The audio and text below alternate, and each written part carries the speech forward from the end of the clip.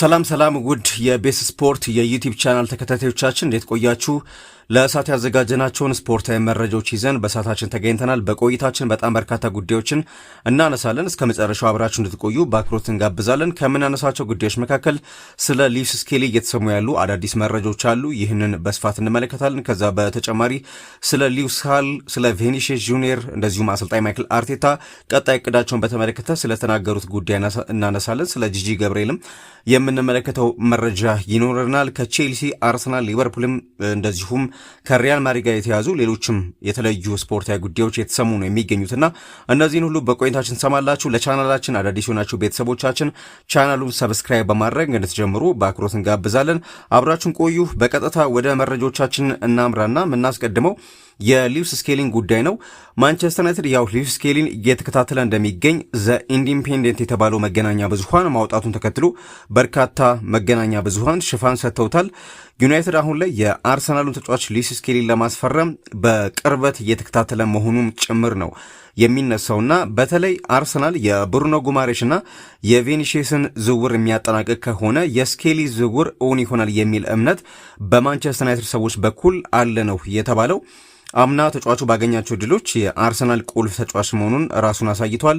እንደ ብሩኖ ጉማሬሽ ያሉ ዝውውሮች ከተጠናቀቁ ግን በቂ የመሰለፍ ዕድል ተጫዋቹ ላያገኝ ይችላል በሚል ስጋት ዩናይትድ ይህንን በመጠቀም ጉዳዩን እየተከታተለ እንዳለ እየተሰማ ነው የሚገኘው። የማንቸስተር ዩናይትድ አመራሮችም ተጫዋቹን በቅርበት እየተከታተሉ እንዳለና አሁን ላይ ተጫዋቹ በመሃል አማካይም እንደዚሁም ደግሞ በግራ ተከላካይ ቦታም መጫወት ስለሚችል የረጅም ጊዜ የግራ ተከላካይ እየፈለጉ እንዳለ ይታወቃል ዩናይትዶችና በዛ ቦታም መጫወት ስለሚችል ከዛ በተጨማሪ አማካይ ክፍል ላይም በጣም ጥሩ ግልጋሎት የሚሰጥ ተጫዋች እንደሆነ ባለፈው የውድድር ዓመት በመድፈኞቹ ቤት ተመልክተናል። እነዚህ ሁሉ ኳሊቲዎች ያሉትን ይህን ተጫዋች ለማስፈረም እየተንቀሳቀሱ እንዳለ እየተሰማ ነው የሚገኘው። ማንቸስተር ዩናይትድ ዝውውሩ የሚሳካ ከሆነ ወይንም በአርሰናል ፈቃደኝነት ካለ ተጫዋቹን እስከ 70 ሚሊዮን ዩሮ ድረስ አውጥተው ለማስፈረም ፍላጎት እንዳላቸው እየተሰማ ነው የሚገኘው። በአርሰናል በኩል ግን ስለ ጉዳዩ የተባለ መረጃ ባይኖርም በተጫዋቹን የመሸጥ ፍላጎት ይኖራቸዋል ተብሎ አይጠበቅም። በማንቸስተር ዩናይትድ በኩል ግን በቀጣይ ቀናት ይህንን ዝውውር በተመለከተ ገፋ አድርገው ጥያቄ ጭምር ለማቅረብ መዘጋጀታቸው እየተሰማ ነው የሚገኘው። ሌላው ጉዳይ አሰልጣኝ ማይክል አርቴታ የክለቡን የዝውውር ጉዳይ በተመለከተ አስተያየቱን ሰጥቷልና ባለፈው የውድድር ዘመን እንደሚታወቀው የሊጉ ሻምፒዮን እንደሆኑ ይታወቃልና በክረምቱ የዝውውር መስኮት በድጋሚ ቡድናቸውን አጠናክረው በተለይ በተጠናቀቀው ውድድር ዓመት በአውሮፓ ሻምፒዮንስ ሊግ ያጡትን ዋንጫ ለማንሳት ጭምር ቡድናቸውን በብዙ ዘርፎች እያጠናከሩ ይገኛሉ አርሰናሎችና አሁን እስካሁን ድረስ በዝውውር መስኮቱ የሊድስ ዩናይትዱ ግብ ጠባቂ ውሉ ተጠናቀው ሚሌ ማለት ነው ክለቡን መቀላቀሉ ይታወቃል። ከዛ ውጭ የክለብ ብሩዡ የመስመር አጥቂ ክሪስቶስ ዞሊስ እንደዚሁም አርሰናልን የተቀላቀለ ተጫዋች ነው። በትናንትናው የወዳጅነት ጨዋታ ጎል ጭምር ማስቆጠሩ ይታወቃል። በመጀመሪያው ጨዋታና 4-1 ባሸነፉበት መርሃ ግብር ማለት ነው እና በቀጣይ ሳምንታትም አሰልጣኝ ማይክል አርቴታ ከዝውውር ጋር በተያያዘ እንቅስቃሴዎች እንደሚኖሩ ለመገናኛ ብዙሃን አንስቷል። ህልማችን ትልቅ ስለሆነ ዝም ብለን አንቀመጥም፣ ስራዎችን እንሰራለን ሲል አርቴታ ተናግሯል። በአቋም መፈተሻ ጨዋታ ኬሜንዶንስና ጂሮናን እንዳሸነፉ ይታወቃል። አርሰናሎች በቀጣይ በአየርላንድ ደብሊን እንደዚሁ ሪያል ቤትስን የፊታችን ረቡዕ በወዳጅነት ጨዋታ ይገጥማሉ። በኤሜሬትስ ካፕ ቦሩሲያ ዶርትሙንድን የሚያስተናግዱ ይሆናል። በሌላ የአቋም መፈተሻ ጨዋታ ደግሞ በሴስክ ፋብሪጋስ ከሚመራው ከኮሞ ጋር እንደዚሁ ጨዋታቸውን ያከናውናሉና እነዚህ መራግሮች የሚጠበቁ ናቸው። አርሰናል እነዚህን ታዲያ የአቋም መፈተሻ ጨዋታዎችም ካጠናቀቀ በኋላ በኮሚኒቲ ሺልድ ከማንቸስተር ሲቲ ጋር ይፋለማል። ጨዋታውም ከ15 ቀናት በኋላ በካርዲፍ ሚሌኒየም ስታዲየም የሚደረግ ይሆናል። ነገር ግን በዋናነት አሰልጣኝ ማይክል አርቴታ የዝውውር ጉዳዮች እንዳላበቁና በቀጣይ ቀናትም ጠንካራ የሚባሉ ዝውውሮችን እንደሚፈጽሙ እያነሱ ነው የሚገኙት። በተለይ የብሩኖ ጉማሬሽ ዝውውር ከተጠናቀቀ በኋላ በትልቁ የሚጠበቀው የቪኒሲየስ ጉዳይ እንደሆነ የሚታወቅ ነው።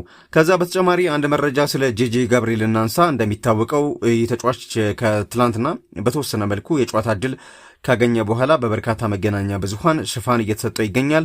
ዩናይትድ ትላንት በስቶክሆልም ጨዋታውን በወዳጅነት ጨዋታ አድርጎ አትሌቲኮ ማድሪድን 2-1 እንዳሸነፈ ይታወቃልና በጨዋታው የብዙዎችን ትኩረት የሳበው የ15 ዓመቱ ታዳጊ ጄጄ ገብርኤል ወደ ሜዳ መግባት ነበር። በክለቡ አካዳሚ አስደናቂ ብቃቱን ሲያሳይ የቆየው ጋብርኤል በጨዋታው የመጨረሻዎቹ 8 ደቂቃዎች ላይ ተቀይሮ በመግባት የመጀመሪያ የዋና ቡድን ጨዋታውን አድርጓል። እንግሊዛዊ ታዳጊ ባለፈው የውድድር ዘመን ከ18 ዓመት በታች ፕሪሚየር ሊግ በ23 ጨዋታዎች ላይ 23 ግቦችን በማስቆጠር በጣም ድንቅ ሲዝን ነበር ያሳለፈው እና ዩናይትድ ወጣቶችን የማሳደግና ለዋናው ቡድን የማብቃት በጣም ጥሩ ታሪክ ያለው ሲሆን የጋብርኤል ለዚህ ደረጃ መብቃትም የክለቡን ባህል አጠናክሮ ያስቀጠለ አዎንታዊ ነገር ሆኖ እየተሰነሳ ነው የሚገኘው። ግን ተጫዋቹ በጣም የተለየ ክህሎት ስላለው በትናንትናው ጨዋታ ከ10 ደቂቃ በላይ የመጮት እድል ቢያገኝ ከዚህም የተሻለ ብዙ ሽፋን የሚሰጠው ተጫዋች ነው። ግን ያው ተጫዋቹ እድሜው ስላልደረሰ ነው እስካሁን ድረስ በዋናው ቡድን ባለፈው የውድድር ዓመት ጨዋታ ሲያደርግ የቀረው። ግን ያለው ክህሎት በተለይ ለዩናይትድ ለወደፊት በጣም ተስፋ የሚጣልበት ተጫዋች እንደሆነ የሚያሳይ ነው። ከዛ በተጨማሪ ባለፉት ቀናት በስፋት ስሙ ከማንቸስተር ዩናይትድ ጋር ሲነሳ ስለነበረው ስለ ሊዩስ ሃል ጉዳይ እናንሳ።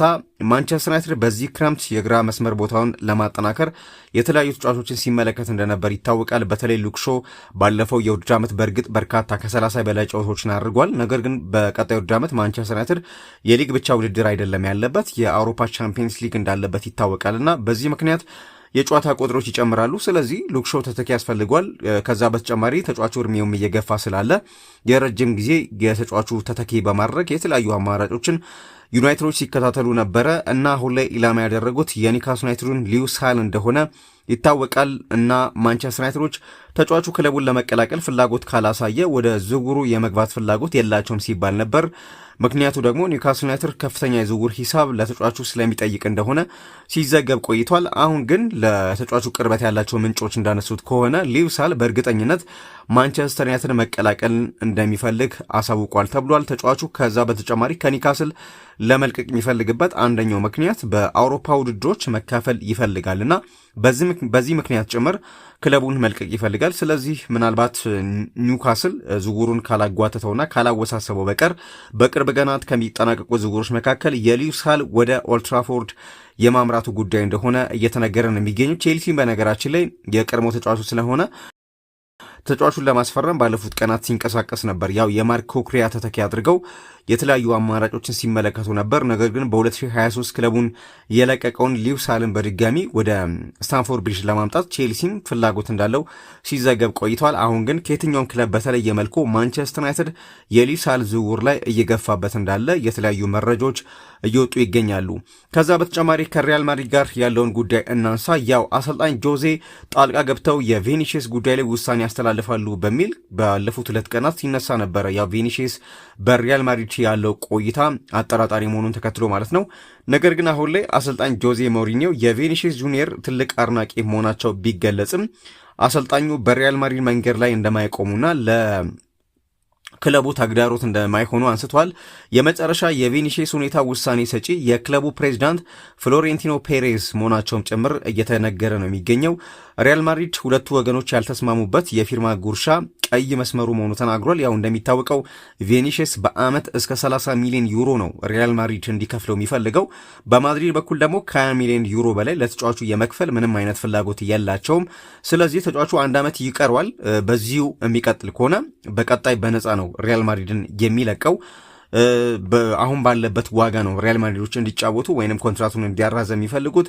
ስለዚህ በቀጣይ በነፃ ከማጣት ሪያል ማድሪዶች አሁን ለመሸጥ ይገደዳሉ ተጫዋቹ ኮንትራቱን ካላራዘመ። ከዛ በተጨማሪ ውሉን ሳያራዝም በግዴታ በሪያል ማድሪድ የሚቀጥል ከሆነ ደግሞ በበርካታ ጨዋታዎች ላይ በቤንች ወንበር ላይ ወይንም በተቀያሪ ወንበር ላይ እንደሚያስቀምጡት አስጠንቅቀውታል እየተባለ ነው የሚገኘው። አሁንም ቢሆን የፊርማ ጉርሻውን በተመለከተ በቬኒሲየስ ጁኒየር ውሉን የሚያራዝምበት እድል ጠባብ እንደሆነ የስፔን መገናኛ ብዙሃን እያነሱ ነው የሚገኙት። ካልተስማሙ ውሉን ተጫዋቹ አያራዝምም። ታዲያ አርሰናል ግዙፍ የዝውውር ሂሳብ ለማቅረብ አሁንም ዝግጁ መሆኑን ለቬኒሲየስ ወኪሎች እየገለጸ ነው የሚገኘው።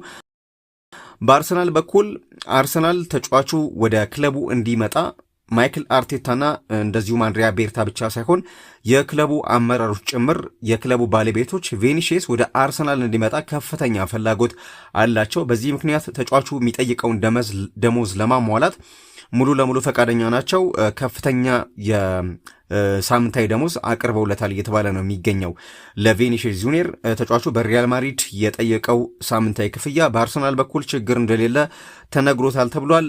ቬኒሲየስ ግን ያው ሪያል ማድሪድ ከልጅነቱ ከ18 ዓመቱ ጀምሮ የቆየበት ክለብ በመሆኑ በነፃ ክለቡን የመልቀቅ ፍላጎት የለውም። በዛው በሳንቲያጎ በርናቦ ለመቀጠልም ስምምነቶችን ለማድረግ ፍላጎት አለው እየተባለ ነው የሚገኘው። በሪያል ማድሪድ በኩል ግን ነግረውታል፣ እቅጩ ነግረውታል ለቬኒሲየስ ደሞዙን እንደማያሳድጉትና አሁን ባለው ደሞዝ መጫወት ከፈለገ ኮንትራቱን ማራዘም እንደሚችል ነግረውታል እየተባለ ነው የሚገኘው።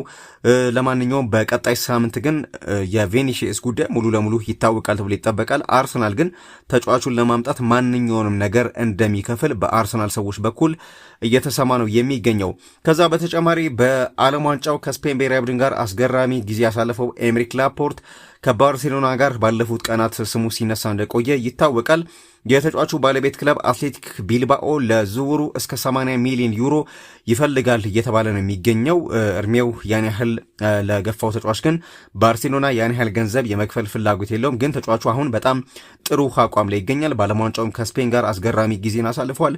እንደዚሁም በላሊጋው ከአትሌቲክ ቢልባኦ ጋር ጥሩ ሲዝን ነበር ያሳለፈው። በግሉ ጥሩ ብቃትን እያሳየ ያለ ተጫዋች ነው ኤምሪክ ላፖርት። ነገር ግን ቢልባኦ የጠየቀው ዋጋ ከፍተኛ ስለሆነ ብሉግራኖቹ ያን ያህል ዋጋ ለተከላካይ ስፍራ ተጫዋቹ የመክፈል ፍላጎት የላቸውም። በቀጣይ ቀናት ግን አዳዲስ ጉዳዮች ከኤምሪክ ላፖርት ጋር ተያይዞ ይሰማሉ ተብሎ ይጠበቃል። ሌሎችም ከስፔን ውጭ ያሉ ክለቦችም ከተጫዋቹ ጋር ስማቸው እየተነሳ ነው የሚገኘው። ሌላኛው ከባርሴሎና ጋር በተያዘ ባርሴሎና በፌራን ቶሬስ ላይ የ55 ሚሊዮን ዩሮ የዝውውር ዋጋ እንደለጠፈበት እየተሰማ ነው የሚገኘው። ያው ፓሪስ ሰን ዠርመን ተጫዋቹን በጥብቅ እንደሚፈልገው ይታወቃል። ፒኤስጂዎች ታዲያ ዋጋውን በተቻለ መጠን ዝቅ ለማድረግ እየሞከሩ ነው የሚገኙት። የክለብ ለክለብ ግንኙነት በቀጣይ ሳምንት ድርድሮች ይደረጋሉ ተብሏል። ፌራን ቶሬስን በተመለከተ ተጫዋቹን በራሱ በነገራችን ላይ ፌራን ቶሬስ ባርሴሎናን መልቀቅ እንደሚፈልግና ወደ ፔዤ ወይንም ወደ ፈረንሳይ ሊግ ማምራት እንደሚፈልግ ለባርሴሎና ሰዎች አሳውቋቸዋል ተብሏል። ስለዚህ በቀጣይ ሳምንት ክለቦቹ ከሚያደርጉት ድርድር በኋላ ተጫዋቹ አዲስ ክለብ ያገኛል ተብሎ ይጠበቃል። ግን ፌራን ቶሬስ ላይ ባርሴሎና 55 ሚሊዮን ዩሮ መለጠፉ እየተነገረ ነው የሚገኘው። ከዛ ውጭ ሌኒ ዮሮ ከመገናኛ ብዙሃን አባላት ጋር ቆይታ አድርጎ የሰጠውን አንድ ጉዳይ እናንሳ።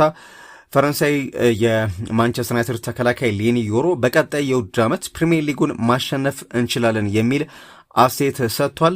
እኛ ማንቸስተር ዩናይትዶች ነን የሚለው ሌኒ ዮሮ በዚህ መልኩ ማሰብ አለብን ሲል አሳስቧል። ክለቡ በጣም ትልቅ ታሪክና ስም ያለው ክለብ ነው እና በቀጣይ ዋንጫዎችን እናሸንፋለን የሚል አስተያየት ሰጥቷል። ያው ትናንትና ካደረጉት የወዳጅነት ጨዋታ በኋላ ነው ይህንን አስተያየት የሰጠው። ያንን ለማድረግ ደግሞ አቅሙ እንዳለን አውቃለሁ፣ ስለዚህ ማድረግ አለብን የሚል አስተያየት ሌኒ ዮሮ ስለ ቀጣይ ዓመት እቅዳቸው በተመለከተ ከመገናኛ ብዙሃን አባላት ጋር ባደረገው ቆይታ ተናግሯል። ከዛ በተጨማሪ የክርስቲያን ሮሜሮን ጉዳይ እናንሳ። ክርስቲያን ሮሜሮ በዚህ የክረምት የዝውውር መስኮት ከሰሜን ለንደን ለመልቀቅ መወሰኑ ተረጋግጧል። ከቶተናም ጋርም በጉዳዩ ላይ መስማማታቸው እየተነገረ ነው የሚገኘው። ተጫዋቹ አዲስ ፈተና ለመፈለግ ፍላጎት ማሳየቱን ተከትሎ የክለቡ አሰልጣኝም ሮቤርቶ ዴዘርቢ ተከላካዩ በእቅዳቸው ውስጥ እንደማይሆን አንስተው ነበረ። አሁን ላይ ታዲያ ኢንተር ሚላን ሮሜሮን ለማስፈረም ከጫፍ መድረሱ የተሰማ ነው የሚገኘው። ቀደም ሲል እንግሊዛዊ ተከላካይ ጆን ስቶንስን በነጻ ዝውውር እያስፈረሙት ኢንተር ሚላኖች የሮሜሮንም ዝውውር አሁን ለመጨረስ እየገፉበት እንደሚገኝ እየተሰማ ነው የሚገኘው። በቅርብ ጊዜያት በወጡ መረጃዎች መሰረት ኢንተርና ቶተንሃም በ40 ሚሊዮን ዩሮ የዝውውር ክፍያ ከስምምነት ለመድረስ መቃረባቸው ሲዘገብ ነበር። ከተጫዋቹ ጋርም በግል ጥቅማጥቅም ዙሪያ መግባባት ላይ መድረሳቸው ሲዘገብ ቆይቷልና ተጫዋቹ እንደሚታወቀው ከዚህ ቀደም በሴሪአ ያሳለፈ ተጫዋች ነው። በ2021 የውድድር ዓመት የሴሪአው የዓመቱ ምርጥ ተከላካይ ተብሎ መመረጡ ይታወቃልና አሁን በድጋሚ ነው ወደ ሴሪአው የሚያመራው። ከዛ በተጨማሪ ሮሜሮን ለማስፈረም ከኢንተር ውጭ የስፔኑ አትሌቲኮ ማድሪድም ተጫዋቹን እንደሚፈልገው እየተነገረ ነው የሚገኘው። የተጫዋቹን ሁኔታ እየተከታተለ እንደሚገኝና እንደውም ዝውውሩን ለመጥለፍ ጥረት እያደረገ መሆኑ ተሰምቷል። አሁን በአትሌቲኮ ማድሪድ ውስጥ የሚገኙት የአርጀንቲና ብሔራዊ ቡድን አጋሮቹ ጁሊያን አልቫሬዝ፣ ኒኮ ጎንዛሌስ፣ ናኦል ሞሊና እና ጆቫኒ ሲሞኒ እንደዚሁም አሰልጣኙ ጭምር አርጀንቲና መሆናቸው ይታወቃል። ዲያጎ ሲሞኒ እና ሮሜሮ ወደ አትሌቲኮ ማድሪድ እንዲቀላቀል ግፊት እያደረጉ ይገኛሉ ተብሏል። በዚህ ምክንያት የተጫዋቹን ዝውውር ሊጠልፉ እንደሚችሉ እየተሰማ ነው የሚገኘው። ከዛ በተጨማሪ ሪያል ማድሪድና ባርሴሎና የተጫዋቹን ሁኔታ በቅርበት እየተከታተሉ ያሉ ክለቦች ናቸው ተብሏል። በተለይ ባርሴሎና ዝውውሩን ለመፈጸም አስቀድሞ ግን አንዳንድ ተጫዋቾቹን መሸጥ ይጠበቅበታል፣ ግን ፍላጎት እንዳለው እየተሰማ ነው የሚገኘው። ቶተናም ያው ተጫዋቹ ቀደም ብሎ እንደሚለቅ ስለሚያውቅ ያን ፖል ቫን ሂኬን እና ማርኮ ሴኔሲን ወደ ክለቡ መቀላቀሉ ይታወቃል። ሮሜሮ ቀደም ብሎን ጀምሮ ነው የዝውውር ዓመቱ ወይንም የውድድር ዓመቱ እንደተጠናቀቀ ነበር ቶተናምን እንደሚለቅ ሲነገር የነበረው። አሁን ያንን ተከትሎ ቀደም ብሎ ቶተናም ተጫዋቾችን ማምጣቱ ይታወቃል። ግን አሁን ላይ ክርስቲያን ሮሜሮና ቶተንሃም መለየታቸው የተነገረ ይገኛል። ተጫዋቹ ከማንቸስተር ዩናይትድ ጋርም ስሙ ሲነሳ እንደነበር ይታወቃል። በተለይ ከሊዛንድሮ ማርቲኔስ ጋር በዓለም ዋንጫ ላይ የነበራቸውን ጥምረት ብዙዎቻችሁ የምታስታውሱት ነውና ከዛ ጋር በተያዘ ተጫዋቹ ወደ ማንቸስተር ዩናይትድ ከመጣ በአርጀንቲና ብሔራዊ ቡድን ያሳዩትን ጥምረት ይደግማሉ በሚል ብዙዎች ሲያነሱት የነበረ ዝውውር ነበር። ግን ተጫዋቹ ወይ ኢንተር ወይ አትሌቲኮ ማድሪድን ይቀላቀላል ተብሎ እየተነሳ ነው የሚገኘው። ከዛ ውጭ ከኤዲ ሃው ጋር የተለያየው ኒውካስል ማቲያስ ያስሌን አዲሱ አሰልጣኝ አድርጎ ነገ በይፋ እንደሚሾም ስካይ ስፖርት ዘግቧል። የ38 ዓመቱ ጀርመናዊ አሰልጣኝ የ4 ዓመት ውልም በሴንት ጄምስ ፓርክ ይፈርማል ተብሎ ይጠበቃል። ኒውካስል በሳዑዲው ክለብ አልአህሊ የቆይታ የነበረውን ወጣቱን አሰልጣኝ ለማምጣትም 11 ሚሊዮን ዩሮ የውል ማፍረሻ ከፍሏል ነው እየተባለ የሚገኘው። ከዛ ውጭ መሐመድ ሳላ የተርኪን ክለብ ትራብዞንስፖርን ለመቀላቀል መቃረቡ እየተነገረ ነው የሚገኘው። ድርድሩ አሁን ወደ መጠናቀቁ መድረሱን ዴሊ ሜልን ጨምሮ በርካታ መገናኛ ብዙሃን እየዘገቡት ነው የሚገኙት። ከሊቨርፑል ጋር ያው በጣም በርካታ ዋንጫዎችን ካሸነፈ በኋላ እንደዚሁም ስኬታማ ዓመታትን ካሳለፈ በኋላ ግብፃዊ ኮከብ መሐመድ ሳላ ወደ ቤሺክታሽ ያመራል ተብሎ ሲጠበቅ የነበረ ቢሆንም በመጨረሻው ሰዓት ተጫዋቹ ወደ ትራብዞንስፖር ማምራቱ እየተሰማ ነው የሚገኘው። ትራብዞንስፖር በነገራችን ላይ ለሳላ በጣም ከፍተኛ የሚባል ደሞዝ ነው ያቀረበው። ዓመታዊ 17 ሚሊዮን ዩሮ ደሞዝ አቅርቦትለታል። ከዛ በተጨማሪ 5 ሚሊዮን ዩሮ ቦነስም ያገኛል። ሌላኛው ጉዳይ ከሳላ መለያ ሽያጭ ክለቡ የሚያገኘውን ገቢ 20 በመቶንም ለመሐመድ ሳላ እንደሚሰጥ አሳውቆታል ነው የተባለውና በጣም ከፍተኛ ገንዘብ ነው በቱርክ ቆይታው መሐመድ ሳላህ ያገኛል የተባለው። ያንን ተከትሎ ነው የቤሺክታሽን ዝውውር አቋርጦ ወደ ትራብዞንስፖር ያመራል የተባለው። እንግዲህ በትራብዞንስፖር ከአንድሬ ኦናና ጋር በጋራ የሚጫወቱበትም እድል የሚፈጠር ይሆናል። ግን ተጫዋቹ ቀደም ብሎ በርካቶች ወደ ሳዑዲ አረቢያ ሊግ ያቀናል ብለው ነበር ግምታቸውን ሲያስቀምጡ የነበሩት። ያው የሳዑዲ ክለቦችም ከፍተኛ ገንዘብ ለመሐመድ ሳላህ አቅርቦለት ነበር። ግን ተጫዋቹ በዛው በአውሮፓ ቆይቶ ለትራብዞንስፖር መጫወትን መምረጡ እየተሰማ ነው የሚገኘው። እንግዲህ በቀጣዩ ዓመት ተጫዋቹን በዛው በቱርክ ሊግ መሐመድ ሳላን እንመለከተዋለን ማለት ነው። በትራብዞንስፖር ታዲያ እንደ ሳላ እንደዚሁም ደግሞ አንድሬ ኦናናን የመሳሰሉ ሌሎችን ኮከቦች መያዙን ተከትሎ በቱርክ ሊግ ፌነርባቼና ጋላታሳራይ ጋር የሚኖረው ፉክክር የሚጠበቅ ይሆናል። ሌላኛው ጉዳይ ባየር ሙኒክ የማንቸስተር ዩናይትዱን አጥቂ ቤንጃሚን ሼሽኮን እንደሚፈልግ አሁንም የጀርመን መገናኛ ብዙሃን በስፋት እያነሱት ያለ ጉዳይ ሆኗል። የጀርመኑ ቢልድ እንደዘገበው ከሆነ የጀርመኑ ክለብ ሼሽኮን ለበርካታ ዓመታት ሲከታተለው ቆይቷል።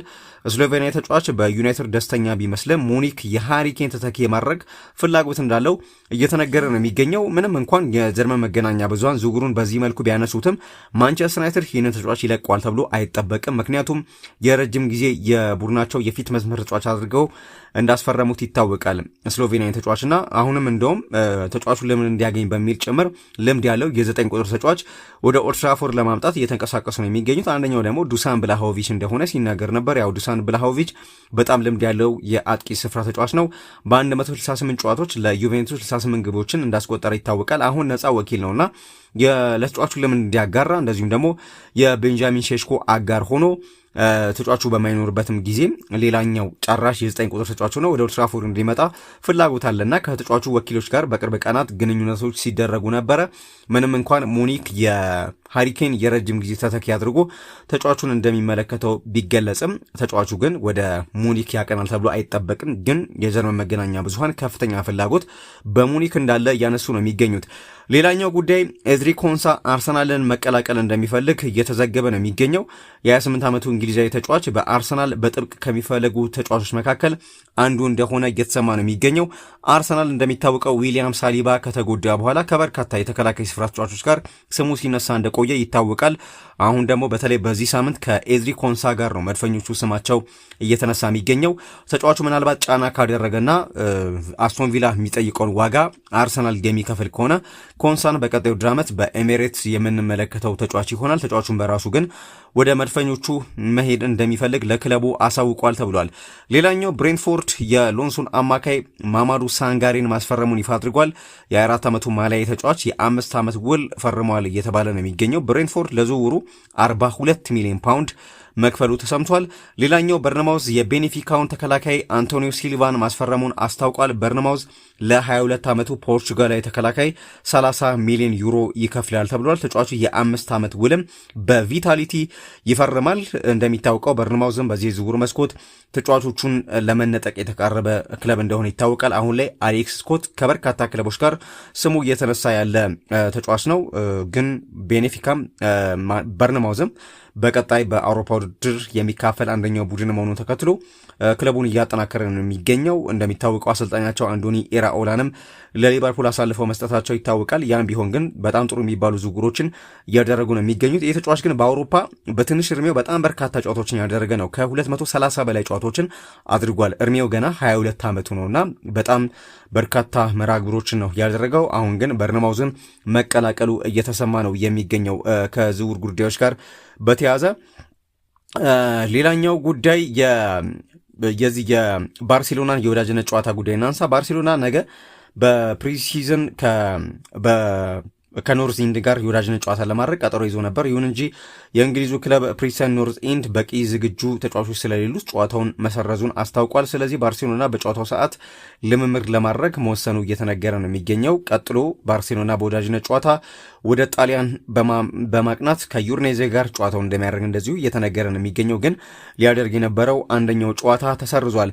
ሌላኛው መረጃችን የወቅቱ የአፍሪካ ምርጡ ዳኛ በተለይ በዓለም ዋንጫው አነጋጋሪ የነበረው ሶማሊያ አልቢትር ኦማር አርታን የ2026 የሴካፋ ካፕ እንደሚመራ እየተነገረ ነው የሚገኘው። ተጫዋቹ እንደሚታወቀው በፒኤስጂ እና በአስቶን ቪላ መካከል የሚደረገውን የፍጻሜ ጨዋታም እንደሚመራ ቀደም ብሎ ሲነገር ነበርና በዚህ በአውሮፓ በጣም ትልልቆቹ ቡድኖች ፒኤስጂ እና አስቶን ቪላ የሚያደርጉትን ጨዋታ እንደሚመራ ቀደም ብሎ ሲገለጽ ነበረ። ይህ ዳኛ ግን ከዛ በተጨማሪ የሴካፋ ውድድርንም እንደሚመራ እየተነገረ ነው የሚገኘው። ስለዚህ ይሄ አሜሪካዊ ዳኛ በተለይ ከዓለም ዋንጫው ጀምሮ የበርካታ መገናኛ ብዙሃን ትኩረት ሆኗል። በመጨረሻ ይህንን መረጃ ለማንሳት ያህል ነው።